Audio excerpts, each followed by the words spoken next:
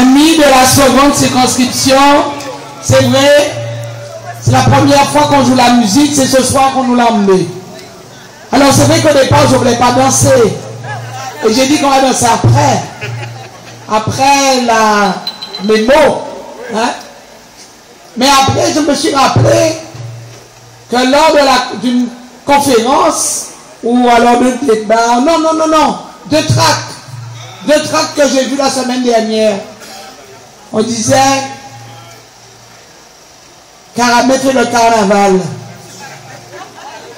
Mais vous aimez quand Karamé fait le carnaval? Elle ne fait pas le carnaval subitement parce qu'elle est en politique. Elle a toujours fait le carnaval à Moule. Mais ça gêne certains parce qu'ils sont capables de faire le carnaval comme Karamé parce qu'ils sont jaloux. Et nous savons que nous ne sommes pas jaloux parce que jalousie, comme nous a dit, avec nous en arrière, et c'est ça associé. Allez, amis du Moule, amis d'Anvertran, de Gosier, de Petit Canal, de Port-Louis, en qui dit Sainte-Anne. Parce que ni moun qui t'a quoi, qui n'a pas connaître pour une Sainte-Anne. Parce que dis-moi que Bernier dit, on n'a pas connaître pour une Sainte-Anne ni soir. Je dis Bernier, papa, moi, c'est un monde Sainte-Anne. Papa, moi, il était à Saint-François, donc moun Saint-François connaît lui. Parce qu'il était là pendant longtemps. Oui, il était qu'à crier Charles Chaubert. Et moi, je suis un monde parce que maman, moi, fait à Moule, et il fait là. Et moi, en fait aussi, à Moule, là, il va mettre accent au boulevard Rouget. Donc, quand on dit, de une conférence, je ne suis pas de Sainte-Anne, peu m'importe, je suis une Guadeloupéenne. Et l'essentiel que depuis que je suis en politique, je peux dire haut et fort que je n'ai pas défendu mes petits intérêts personnels. Et ni ceux de ma famille. J'ai toujours défendu l'intérêt général de la population. Je suis en politique depuis 1978. Mais je peux regarder dans les yeux la population du Moule. Car ici à Moule, quoi que l'on dise, j'ai toujours travaillé. Et dans l'intérêt général. J'ai entendu hier quelqu'un qui disait sur les ondes, je veux être député pour le transport. Mais je lui dis, mon cher ami, tu étais responsable du transport au conseil général. Le transport, c'est une compétence du département.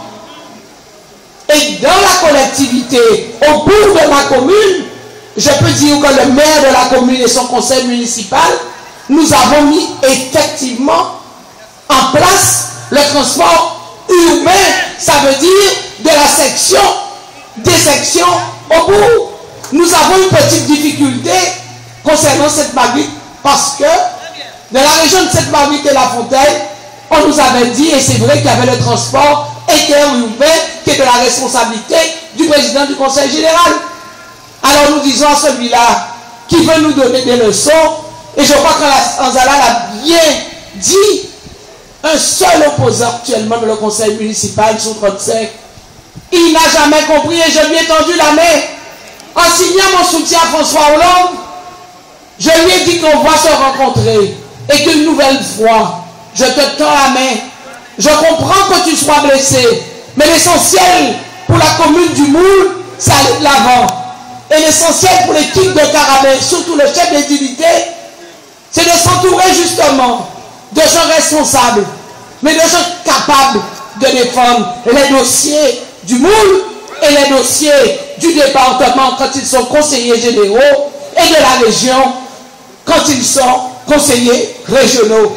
Et c'est ça que j'ai toujours fait. Je ne suis pas venu en politique pour moi personnellement. Moi-même, par moment, je me dis, mais quel parcours!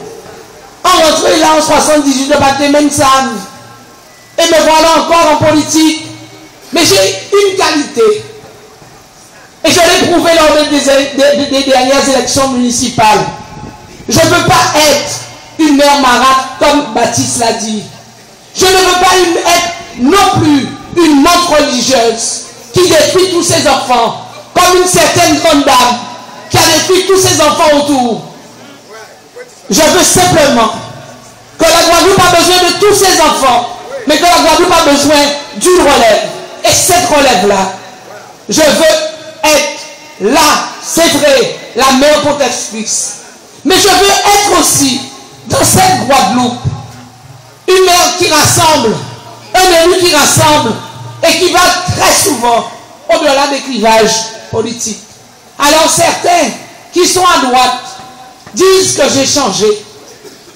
Je n'ai pas changé pour permettre à un président de gauche de gagner et empêcher à un élu qui soi-disant était de droite avec vous pour l'empêcher de ne pas gagner. Ça, c'est un petit intérêt personnel.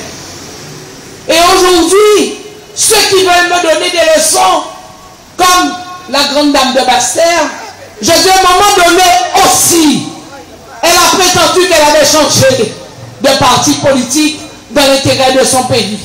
Et en 1989, quand elle a voulu me dire de quel droit que je créais ma liste, je lui ai dit qu'à Moule, on a besoin de comité de salut public pour pouvoir débarrasser le Moule de mon prédécesseur.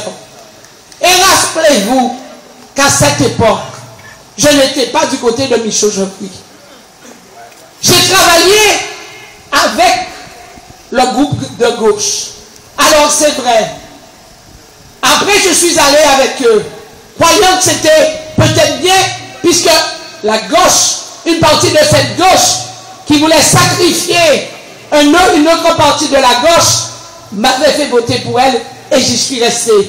Mais quand j'ai compris que ce n'était pas l'intérêt de mon pays, surtout lors de ces événements de 2009, et qu'effectivement, que la Guadeloupe avait besoin de stabilité, et j'ai regardé les hommes qui étaient assis autour de cette table, et qui comprenaient effectivement les difficultés du pays, et quand je me suis rendu compte, même avec mon collègue Molinier, que quand nous appelions Paris, et pourtant j'étais président de l'UMP, que nous étions entendus très loin, et que les problèmes de mon pays n'étaient pas des problèmes qui concernaient ceux qui nous gouvernaient.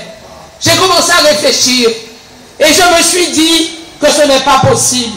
Et si les élus qui sont là se rappellent que Molinier venait à l'époque à l'espace régional, parce que je lui disais, il faut que tu choisisses, il faut que tu viennes montrer que tu es pour le pays Guadeloupe. Et je me rappelle, une fois, avoir signé un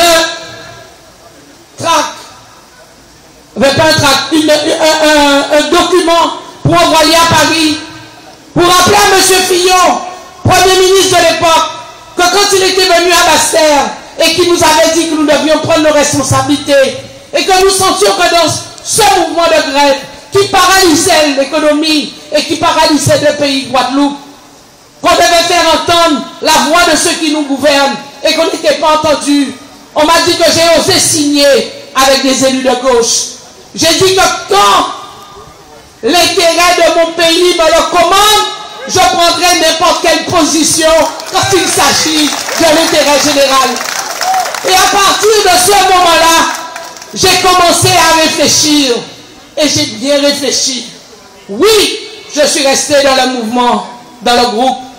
Mais j'ai démissionné en juin 2009. Et je ne cesse de le répéter.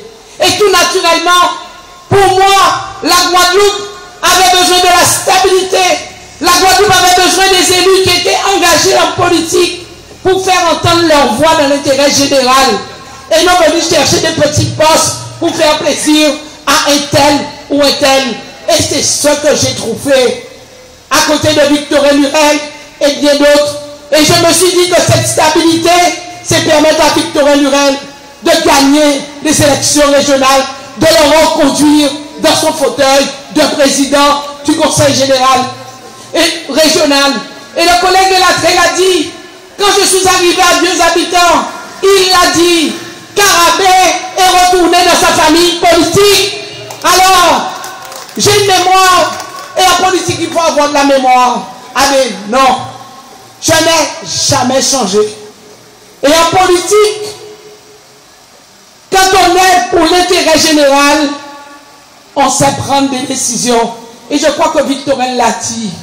Victorin Lurel a dit que je l'ai aidé à être président du conseil régional, que j'ai permis à ces élus de gauche d'avoir les 3 sénateurs de gauche, et que tout naturellement,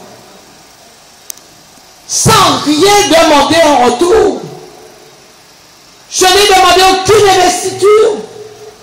J'ai estimé que j'avais été déçu par le gouvernement que j'avais soutenu, et que j'avais demandé à la population de soutenir, que j'avais été déçu depuis des événements, mais que j'avais été déçu, et je l'ai dit lors des élections présidentielles, lors de la loi programme qui était fixée pour une durée de 15 ans. Et j'ai dit ici même à la population du Moule que cette loi programme, mais je l'ai retrouvée dans la durée sous le programme de François Hollande. Alors aujourd'hui, on me reproche d'être socialiste et d'être opportuniste. Je dis à ces hommes de gauche qui croient que je suis une opportuniste, je leur dis non. Parce que s'ils avaient compris, ils seraient venus dans l'équipe de Karabé, comme bien d'autres, comme Budget, comme Zita, et j'aurais travaillé déjà dans l'intérêt de la ville. Peut-on se permettre d'envoyer un homme qui ne vote pas le budget, il ne vote pas les investissements pour la construction d'une école, il ne vote pas les investissements pour la construction, peut-être la première tranche du stade, et il me dit qu'il aime les gens. Je dis non. Et quand je vois sous certains discours, je viens de voir Laurent Bernier, qui me dit c'est pour que les gens vivent mieux. Mais qu'est-ce que j'ai fait donc?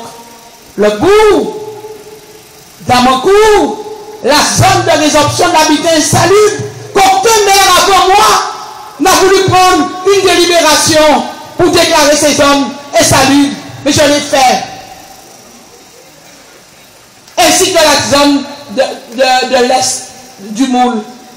Alors je travaille dans l'intérêt général et je travaille pour le mieux-être de ma population. Mais c'est vrai qu'actuellement, je ne suis pas dans une campagne de municipale. Mais je peux dire que je suis pour la justice, pour l'équité et pour le social. Quand tous mes adversaires étaient contre moi, quand je disais que c'était inadmissible que les gens de Bonan, de Sergent, de Guénette, de Petite-Guinée, de Lemercier étaient sur des parcelles de terrain et qu'ils n'avaient pas de titre de propriété et qu'ils ne pouvaient rien laisser à leurs enfants, comme dit Gabi, les capitalistes font. Je me suis toujours battu. Et je peux dire qu'au fur et à mesure, je remplis aussi cette mission en permettant à ces pères et mères de famille de conditions modestes d'avoir un acte notarié qu'ils pourront laisser demain. Et je me rappelle que dans mes conférences, je disais, si vous avez un coup dur, ce que peut faire comme moi, un coup dur en moi, hypothéquer ou fond de mais quand vous avez construit sur un terrain qui ne vous appartient pas, le bien vous appartient à la maison, mais vous ne pouvez rien faire parce que l'assise du terrain, le terrain ne vous appartient pas. Alors à ceux qui veulent me donner des leçons d'équité, de justice, de social, je peux dire que mon cœur est à gauche, mais ma démarche, elle a toujours été à gauche, elle a toujours été socialiste. Et aujourd'hui, Moulien, c'est Moulienne. Et les habitants des autres communes, mais surtout Moulien et Moulienne, je m'adresse ici ce soir. Je ne vous ai jamais trahi. Je ne vous ai jamais menti. Je marche à tête haute dans cette commune, car l'argent du peuple va au peuple. Mais c'est à cela que je vous invite. Et vous avez compris ma démarche. Quand je suis venu vous dire qu'il faut voter François Hollande, vous l'avez fait avec plus de 6 000 voix, 5 000 et quelques, le premier tour. Et au deuxième tour, vous lui avez donné plus de 7000 voix. Avec ces 7000 voix-là, moi je ne vous ai pas fait de trac. Je vous ai remercié comme je vous remercie ce soir. Certains ont cru que c'était leur voix. Avec le 9 juin, nous avons montré à Moul, t'as qui moun ces voix-là. Ah mais c'est à ça. Et vous ferez de votre mère le député sortant, le vrai député. Et vous lui donnerez effectivement les 7000 voix que vous avez données à François Hollande. Et il y en a qui ne sont pas déplacés et qui me disent, abattez-vous, c'est tout notre monde, c'était Hollande. Comme ce matin, une dame est venue chez moi, très âgée. Moi, la mère, voilà, ça c'est mon débat. Est-ce que vous connaissez place là pour le monde? J'ai expliqué que comme on a 2 mandats, si moi j'ai un autre mandat, mais il faut laisser place là. Et c'est ça que j'ai fait au conseil régional et au conseil général. Et quand je lui ai dit non, je suis député et maire, actuellement je peux encore cumuler les 2 mandats. Mais quand je ne pourrai plus les cumuler, je ferai un choix et je vous dirai comme d'habitude lequel mandat je vais laisser. Mais aujourd'hui je peux cumuler. Alors je suis le député sortant et c'est tout naturellement que je dois venir vous dire, allez voter pour moi. Vous avez donné à François Hollande plus de 7000 voix. À tel point que le département de la Guadeloupe, dans son ensemble, l'a élu avec une forte majorité. Avec cette majorité que vous lui avez donnée. Tous les élus qui sont là ont travaillé. Mais quand ils voient que vous nous avez suivis, ils sont contents. Mais vous avez permis effectivement à François Hollande de reconnaître que les Guadeloupéens et les Guadeloupéennes étaient des gens qui avaient compris la démarche de leurs élus. Et vous avez permis que François Hollande mette notre président de région, ministre, mais pas n'importe quel ministre, pas ministre délégué auprès d'eux. En temps longtemps, M. Guéant était le ministre des collectivités, ministre de l'Outre-mer. Donc Mme Porchard était une ministre déléguée, elle n'avait pas de pouvoir. Et quand on a proposé à notre président de région d'être ministre, il a toujours dit, je veux un ministère des Outre-mer, pas de l'Outre-mer, des Outre-mer, de plein exercice. Quelqu'un qui pèse au Conseil des ministres. Mais moi, le ministre du budget, M. Barouin, souvent disait, mais Mme Porchard ne disait rien. Parce qu'en politique, pour parler, il faut avoir le courage. Il faut connaître les problèmes et les difficultés de sa population. Mais Mme Porchard n'a jamais vécu dans notre pays Guadeloupe. Et puis elle n'est pas comme nous. Elle est de notre monde. Elle ne connaît pas les difficultés ni la misère du peuple. Vous avez permis à Victorin Lurel d'être ministre parce que Hollande a constaté que la Guadeloupe s'était déplacée. Alors c'est vrai que c'était notre fierté. Et nous avons eu Paul Langevin, qui est une Guadeloupéenne, mais qui est une députée du 20e arrondissement de Paris. Et nous avons eu une Guyanaise. Donc François Hollande a pris en compte qu'il y avait d'autres personnes qui étaient différentes des champs de la France hexagonale et qu'il fallait qu'ils soient représentés. Ah, mais pour cela aussi, pour notre fierté, pour notre dignité, nous devons effectivement montrer à François Hollande que nous sommes contents de ce choix et que nous allons voter en masse pour les députés qui iront dans cette majorité. Et pourquoi il faut voter pour les députés qui iront dans la majorité de François Hollande? François Hollande est le président de la République. François Hollande a nommé un premier ministre qui a constitué son gouvernement. Mais quand vous ouvrez votre télé, quand vous écoutez LCI, vous vous rendez bien compte que la droite, même si elle est divisée de temps en temps, ce qu'elle souhaite, c'est qu'il y ait une cohabitation, c'est qu'il y ait des élus, des parlementaires, des députés de l'UMP ou de courant de droite, de manière que François Hollande ne puisse pas accomplir ses réformes. Et c'est ce que Victorien Lurel vous a expliqué. Cela s'appelle la cohabitation. Mais avec le quinquennat pour une durée de 5 ans, si vous avez un président qui vous a présenté un programme, que vous avez accepté en lui donnant une forte majorité, mais il faut qu'actuellement, tout de suite après les élections présidentielles, que vous refaites le même choix et que vous lui donnez des députés élus qui sont de la même mouvance. Et je l'ai écrit sur mes affiches. Carabin,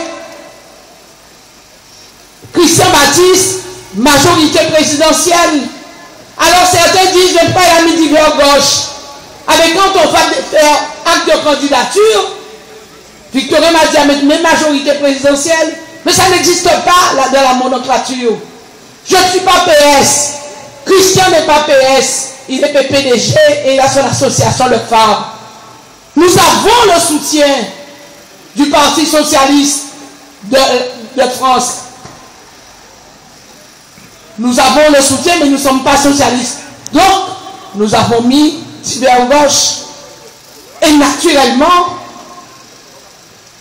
comme vous allez me faire confiance, Moulien, Paul-Louisien, tous ceux qui sont là, nous irons siéger à l'Assemblée nationale avec les amis de François Hollande.